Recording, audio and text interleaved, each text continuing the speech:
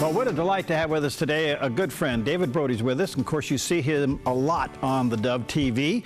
And he's in a van, or he was in a van in Iowa, but he's going to get back in that van and take a right turn and head to Medford because he wants to run for mayor. That's right. What happened to my support, Perry? I got it, man. I got it. I got you 3 votes, buddy. It's better than 2.5. I'll take it. Good to see you. How you doing? How's it back there? What's going on, man? Oh, my goodness. You know, it's crazy. I travel with Excedrin and Pepto-Bismol. I mean, that's pretty much what this campaign has come to.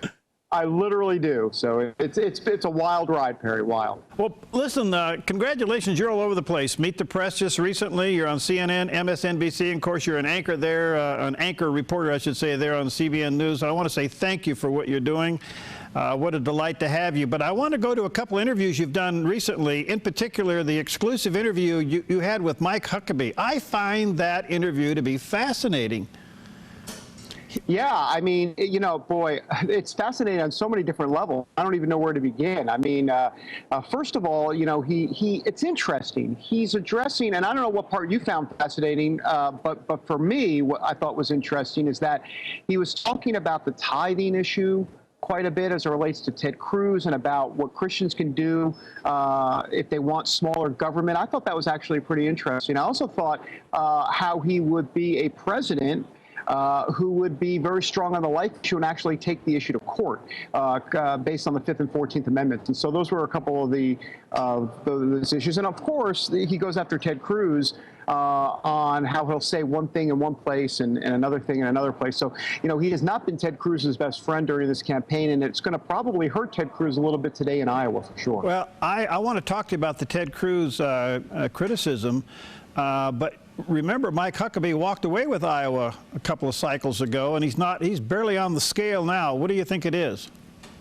I think it's probably a situation where Ted Cruz and Donald Trump have both tapped into more of that anger that's out there with the electorate. Righteous anger, maybe, Perry, at least from evangelical standpoint, but there's anger nonetheless. You know, it's interesting. Ben Carson, on Meet the Press yesterday, Chuck Todd put up a statistic, and I didn't get a chance to say this. There were a lot of things going on, but Ben Carson has the highest likability factor or rating in all the candidates, 72%, and yet he is not at the top of the polls. And I thought to myself, well, why is that? Well, it's very simple. You can be likable, that's fine. Mike Huckabee, Ben Carson, very likable. But if you're not connecting on what's specifically going on in the country today from an emotional standpoint, and that is anger, you know, it's hard. And Ben Carson, look, bless his heart, as they say, but he's not an angry guy. Donald Trump is an angry guy. And as a matter of fact, he holds that mantle of anger with a badge of honor, if you will. And so I think there's a big part to that. So as it relates to Huckabee, a nice guy, and in 2008 that was working for him. But in 2016, it's different. And you're seeing Donald Trump and Ted Cruz kind of play to that anger. All right. So in the meantime, Mike Huckabee goes after Ted Cruz, a fellow Christian, and really goes after him quite hard in your interview. I was surprised to see that. Were you? Yeah, I was a little surprised. Having said that, behind the scenes, at least for a few months, there's been some frustration and some bubbling anger, if you will, from the Huckabee campaign that Cruz is playing the political game a little bit too slick. And there's frustration within Huckabee's campaign. Quite frankly, there's frustration in Rick Santorum's campaign and a few others. That Cruz is a guy that is playing the game so well that there seems to be a little bit more to what he's saying than just that true blue rock conservatism. And so I was a little bit surprised. But having said that, you know, look, Huckabee also, let's be honest here, Ted Cruz is taking a lot of that support from Mike Huckabee. So there's part of that too. Yeah, no question about that. What did Mike Huckabee say about stopping abortion? Well, he said a couple things. First of all, he said as president of the United States, he's going to take this thing to court. He thinks it's a personhood issue, and he believes that this is not about overturning Roe v. Wade. He says everybody talks about overturning Roe v. Wade if you're pro-life. He goes, forget about all of that. He goes, that's just going to kick it back to the states. What he wants to do as president is invoke the 5th and 14th Amendment, basically due process under the law, and that if you are a person, then you have due process under the law, and that is covered in the 5th and 14th Amendments. And so therefore, if it's constitutional, if it's in the Constitution, well, then abortion should be banned altogether in America based on the Constitution. Now, of course, he says as president, he'll take it to court. And of course, you know what'll happen. Well, I say take it to court. He'll invoke the 5th and 14th Amendment. Someone will sue him as president of the United States and take it to court. There'll be this big court battle. And then he says at that point, the question for the court to decide is very simple. Is that a person? Is the fetus a person? And if it is a person, Huckabee says, and not a stalk of broccoli or a few other things that people might say it is, then right there, that's game, set, match in the courts. And so he's gone further than anybody else has on this life issue. Wow, good for him. Okay, you're in Iowa, big caucus tonight. Caucus states are certainly different than primary states. It is a weird duck. A lot of people don't understand how it works. But this is going to be the first poll that really counts because the people weigh in. And some of the things that I read over the evening, David, that it might be not so good for Cruz, it might be pretty good for Rubio, and who knows about Trump? Does that pretty much sum it up? There you go. It's been nice talking to you, Perry. Goodbye. Yeah, no, I mean, there you go. Look, here's what we're hearing in Iowa. The expectation is that the turnout's going to be higher than normal. That's good for Donald Trump because he needs those first-time caucus goers to actually show up and caucus for him. Now, remember, Donald Trump's support is wide and deep. In other words, he's not just playing. This has been the whole game all along, Perry. Huckabee, Santorum, Cruz, Rubio, they're all playing in one lane. It's the Republican lane. Donald Trump is playing in a much wider lane. He's playing with Democrats. He's playing with independents. He's playing with Republicans. He's playing with people that couldn't have cared less about politics before.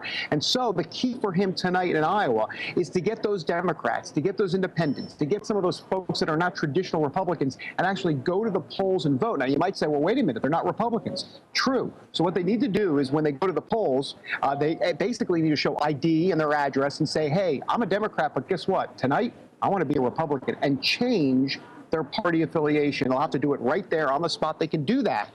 And that's what Donald Trump is hoping for. You know, look, it's a hurdle for some of these folks to get out on a Monday night, possibly with the snow, and change their registration. But boy, I got to tell you, Terry, listen to me. Perry. These Trump supporters, after spending 13 days in Iowa here, the last 13 days or so, these folks they're going to turn out. They're going to, I don't know if it's going to put them over the top, but they're definitely going to turn out. Okay, so he's expressing the frustration that a lot of people feel. His campaign has really tapped into that. One of the things I think is a little bit of a stretch, he and others are trying to compare him to the modern day Reagan. Really? Can he do that? Can he do that? Well, you know, obviously Donald Trump and Ronald Reagan are not the same person for sure. Obviously, first of all, Ronald Reagan, former California governor, so right there the comparison stop. I will say this, though. There is a touch of Reagan and Donald Trump, and let me explain that before people have convulsions and start reaching for their heart medication. But let me explain this. Look, Ronald Reagan, let's go back. I mean, you know, I hate to say my age on the, should I say my age on the air for a moment? I can say it, right? So, sure. So I'm 50 years old, all right? So, look, I know Ronald Reagan. I don't know him, but I remember what was going on at the time. And he was, you know, he was lambasted, if you will. He was called a buffoon. People didn't know it. They thought he didn't know what he was talking about. He's just an actor. It was all celebrity. Donald Trump, kind of celebrity, too. There is some celebrity to both of them. And Ronald Reagan, let's be honest, when Reagan was talking, you were listening. Now, you're listening to Donald Trump, too, for different reasons, but he does captivate an audience. And there is a bit of celebrity there. The question for Donald Trump has always been, what is he really going to do with all of this? And that's a big unknown. But there is a little bit of Reagan to him in terms of the celebrity aspect to it. I don't think there's any question about that. I mean, he talks to to voters. I know he likes to quote his poll numbers. I get that. But he does captivate an audience here in Iowa, especially. All right. Well, let me take a break here, Dave. We'll come back. We got a lot to talk about. I want to flip over on the other side of the aisle. Of course, the Democrats are going to caucus tonight. They don't allow the flip-flopping like the Republicans do, and maybe you want to speak to that issue. And I did see a picture over the weekend. Iowa's feeling the burn big time. All right. We'll be right back with David Brody. I'm Paulina Leiser, producer of Focus Today. Thank you for watching this video, and make sure to check our other videos at theDove.us.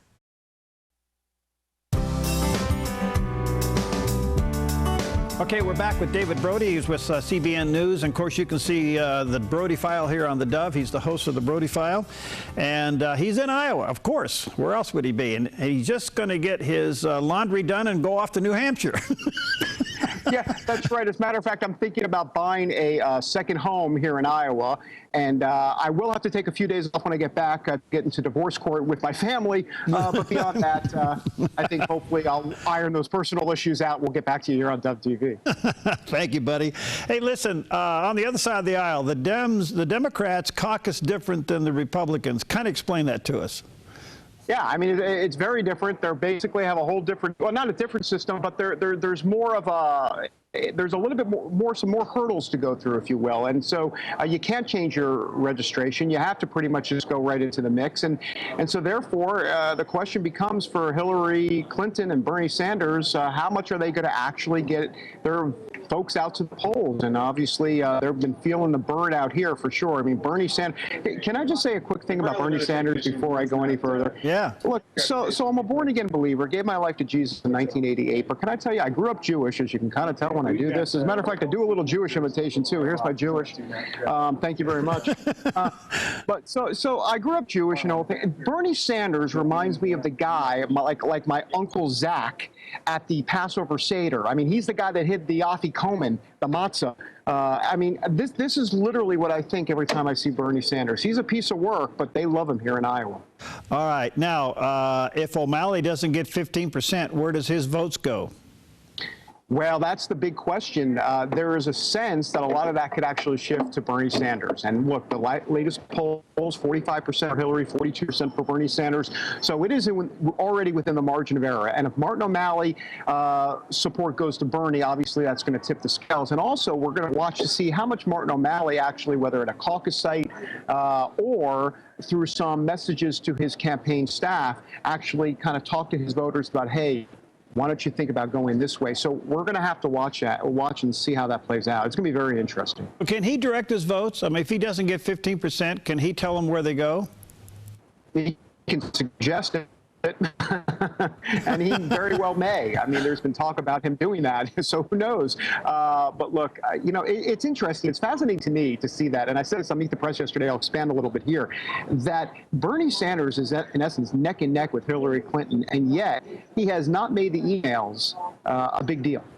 Forget about the stinking emails. I know he didn't say stinking, but you know what I'm saying. Enough of those emails. And he didn't say anything really about these. Imagine if he had made the emails a big deal in this campaign. And I understand Democrat voters don't care necessarily about the emails. Republicans do. Democrats don't. But he could have made this more about, are we really going to have to listen to Hillary Clinton go through all of this in the general election with the emails and the indictment and the authenticity and the GOP establishment, or I'm sorry, being an establishment figure. I mean, he could have made this case against Hillary Clinton that it would be more drama in a general election. He hasn't done any of that, really. If he had, he would be probably in a very good position here in Iowa. Right now, I think it's too close to call. Well, one of the articles I read over the weekend, David, suggests the reason he's not doing that is that he believes that she will be indicted. And why have that mud all over you? Well, I guess you could think of it that way, and maybe that'll be the case. I can't imagine, and I've been asked this question before, whether or not she's going to be indicted or not. I can't imagine that's going to happen. Now, I'm not saying the Attorney General, the Justice Department wouldn't recommend an actual indictment. But the Attorney General, under an Obama administration, indicting a former Secretary of State, someone who is on the cusp of potentially being president of the United States, that seems a little bit too much politically going on behind the scenes to actually see that happening. All right, one of the big questions that has to be asked, and you're there, boots on the ground, you just get it. Why are evangelicals drawn to a Donald Trump when he can't even explain what a Presbyterian is, let alone other faiths? Well, this is where I pop the Excedrin. And this is where I go on the Dr. Phil show and have a whole hour to discuss this. Look, there is so much to unpack here, Perry, but let's start with this. Donald Trump sees the world in absolutes, right and wrong. It's a black and white world. And evangelicals very much see the world the same way in terms of biblical absolutes. Jesus, the only way to have the Bible, the inerrant word of God.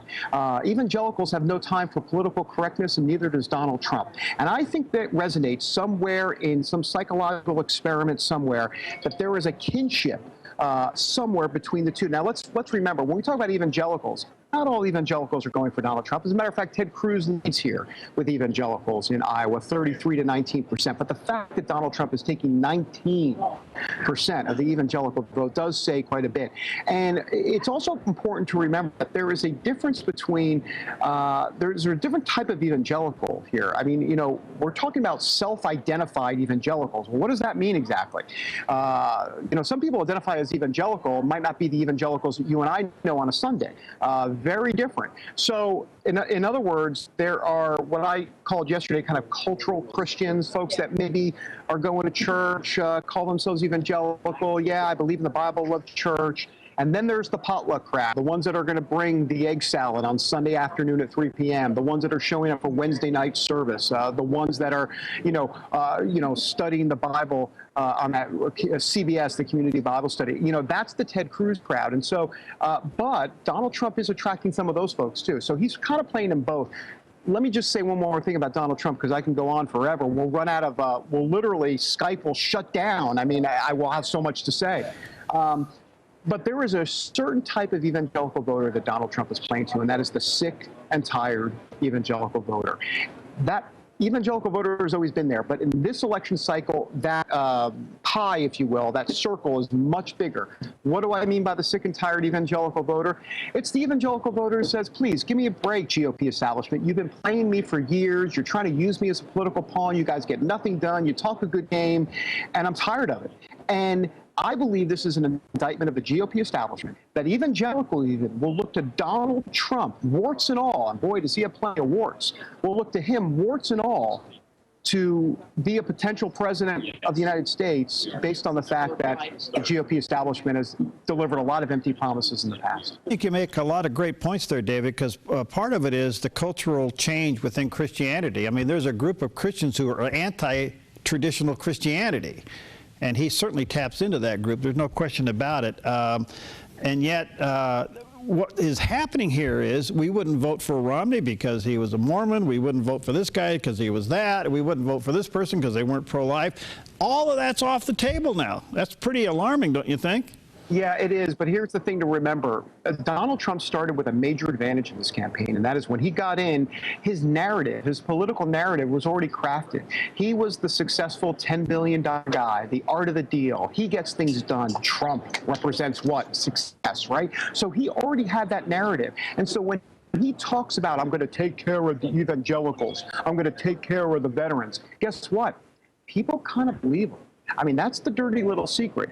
Because why? He already had the narrative. He's done it. He's been a successful businessman. And as much as Mitt Romney was a successful businessman, Donald Trump is a whole nother level of branding, of business, of money, of all of that. And so as Ted Cruz tries to craft his own narrative and Marco Rubio tries to craft his own narrative, Donald Trump is already ahead of the game politically when it comes to this. Because remember, Perry, in politics, as you know, I mean, in politics, it's all about making sure that narrative crafts positively on you. Look what happened to Ben Carson. The narrative did not craft positively on Ben Carson. He dropped in the polls. Donald Trump, the narrative's been positive. Ted Cruz having problems potentially with authenticity, like Huckabee playing into that a little bit, saying that Ted Cruz, you know, we're not quite sure where he's going to be on certain issues. And so that narrative is not cracking as well for Ted Cruz as he would like. And so I think that's a big part of what's going on. All right, a couple other things. In the last debate, Rubio was very solid in his faith.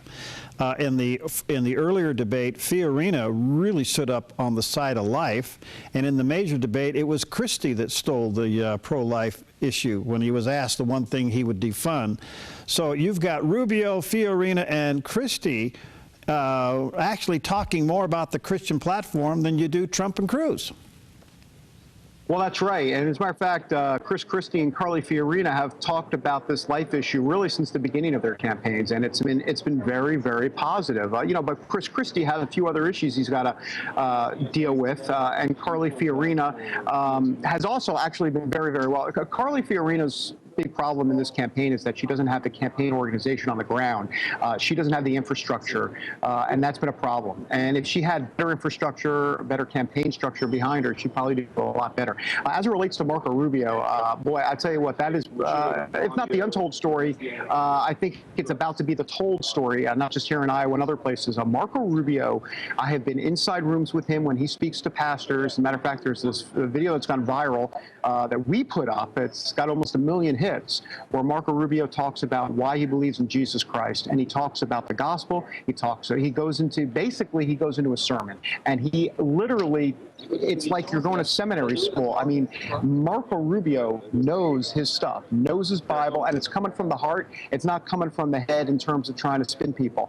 And so Marco Rubio has been playing up his faith here, not just politically, but he really believes what he believes. He's Roman Catholic, but he goes to also an evangelical church. His wife is evangelical, and as a matter of fact, he actually said that he goes to a Roman Catholic church, but his faith was actually infused by going to an evangelical church first. It was the evangelical church that was able to help him know more about the Bible. It's fascinating. I think Rubio's a main player, not just here in Iowa. I think he'll do very well tonight. It wouldn't be surprising to see him come in a close second to Ted Cruz or Donald Trump. I think he's going to be right in the mix. That's what I'm hearing, that he's kind of the whisper campaign in Iowa is doing very, very well for him. On the other hand, of all the people that understand the war on terror and ISIS, Rubio gets it. You don't hear that kind of passion from anybody else. No, he's the neocon in the bunch, if you will. He's far to the right of Donald Trump, for sure, and Ted Cruz, and really everybody else on stage. And Rand Paul's the other way, and that's part of Rand Paul's problem, is that, when you're fighting radical Islamic terrorism, you can't kind of go libertarian on this, and I think that's been Rand Paul's problem. But yes, Marco Rubio's been very strong.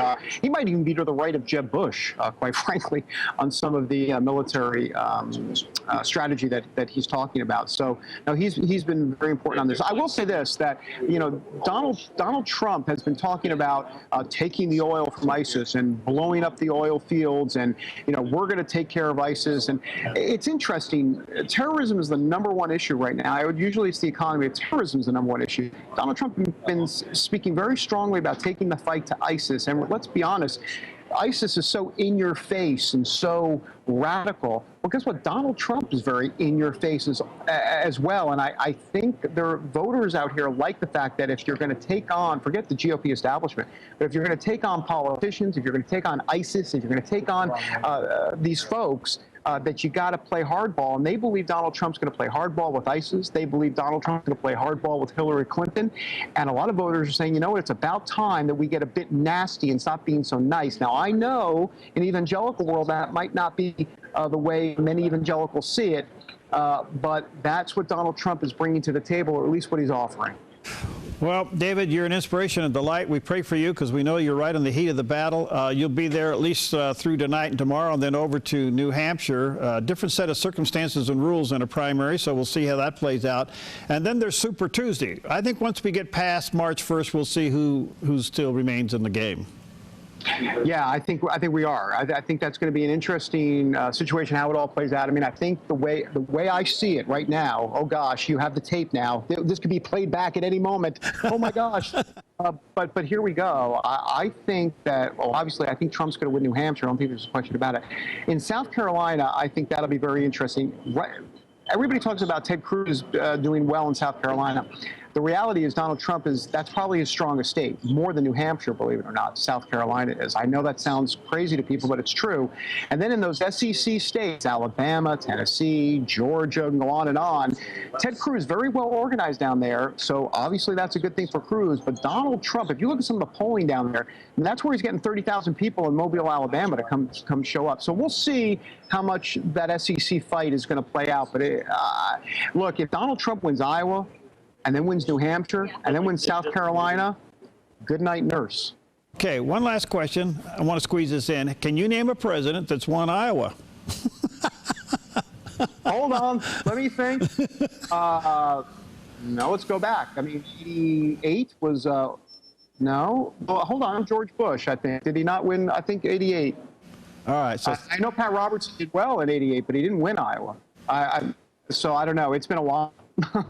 Let's remember Ted Cruz. The difference is if Ted Cruz wins Iowa, then that is a potential game changer because he's not Mike Huckabee and he's not Rick Santorum financially. He's got $18 million in the bank, and he can play hardball from there. Oh, thanks, David. You're a delight. Thank you for giving us your time. You could be anywhere, but you've come on the Dove. I appreciate that much. Let's stay in touch and stay healthy, buddy. Eat right, okay? All right, I'm coming to Medford. I'm waiting for the mayoral parade. I don't know if that's going to happen anytime I think we just need to bring you out, put you on the Rogue River, and let you fish a little bit and relax. That sounds good. Is that like fly fishing? Is that when you do the whole, I don't know, I'm from New York. I need a latte. Don't give yourself away, but that's right. That's what you do. We'll see you. All right, we'll see you.